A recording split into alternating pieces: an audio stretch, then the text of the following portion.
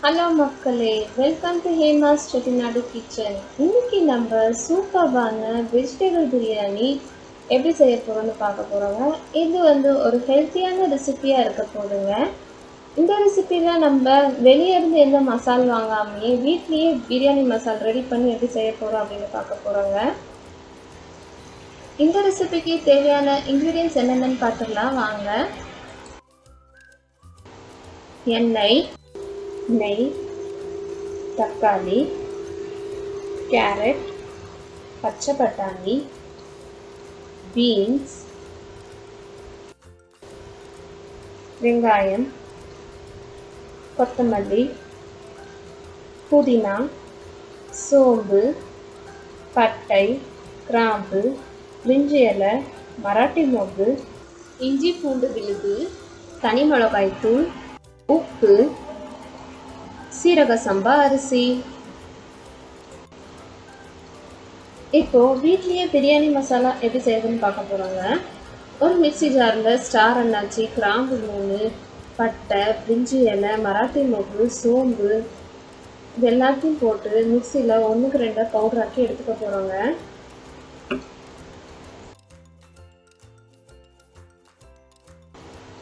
அடுத்து பார்த்தீங்கன்னா இப்போ பிரியாணி செய்ய ப்ராசஸ் ஆரம்பிக்கலாம். ஒரு பெரிய அகலமான கடாய் இல்லை அப்படின்னா குக்கரை கூட எடுத்துக்கலாங்க.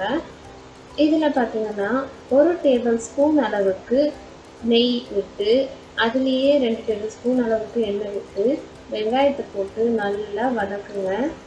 நல்ல பொன்னிறத்துக்கு வதங்கணுங்க. இதுக்கு பார்த்தீங்கன்னா 8லேருந்து 10 நிமிஷம் வரைக்கும் வெங்காயம் நல்லா வதங்கணுங்க. வெங்காயம் பார்த்திங்கன்னா இந்த ப்ரௌனிஷ் கலரில் ஆனதுமே நம்ம இஞ்சி பூண்டு பேஸ்ட் ஆட் பண்ண போகிறோம். இஞ்சி பூண்டு பேஸ்ட் நல்லா வதங்கினதுமே அடுத்து நம்ம தக்காளி ஆட் பண்ண போகிறோங்க.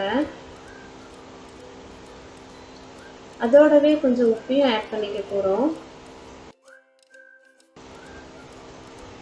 நல்லா வதங்கினதுமே பார்த்திங்கன்னா இப்போ நம்ம காய்கறி எல்லாம் ஆட் பண்ணிக்க போகிறோம். கேரட், பச்சை பட்டாணி, பீன்ஸ். நான் இதில் சோயா ஆட் பண்ணிக்கிறேங்க. ஏன் அப்படின்னு பார்த்தீங்கன்னா நிறைய பேர் உருளைக்கிழங்கு ஆட் பண்ணுவாங்க. நான் உருளைக்கிழங்கு பதிலாக சோயா யூஸ் பண்ணிக்கிறேன்.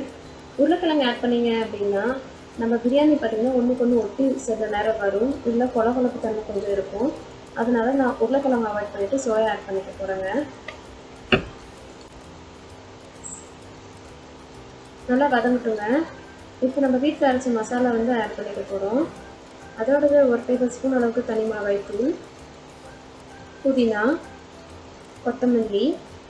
நான் பார்த்தீங்கன்னா இப்போ 1 கப் அரிசிக்கு 2.25 கப்பு தண்ணி ஊற்றி பாருங்க. பொதுவாக சீரகசம்பா அரிசிக்கு 1 கப்புக்கு 2 கப்பு தான் ஊற்றுவாங்க. வெஜிடபிள்ஸ் இருக்கனால 1/4 கப்பு கூட ஆட் பண்ணி நல்லா தண்ணியை நல்லா கொதிக்கிட்டுங்க.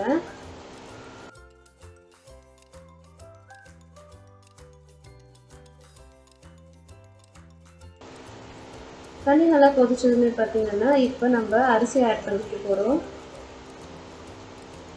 ஒரு கலரி 10 நிமிஷம் ஹை ஃப்ளேமில் வச்சுருங்க.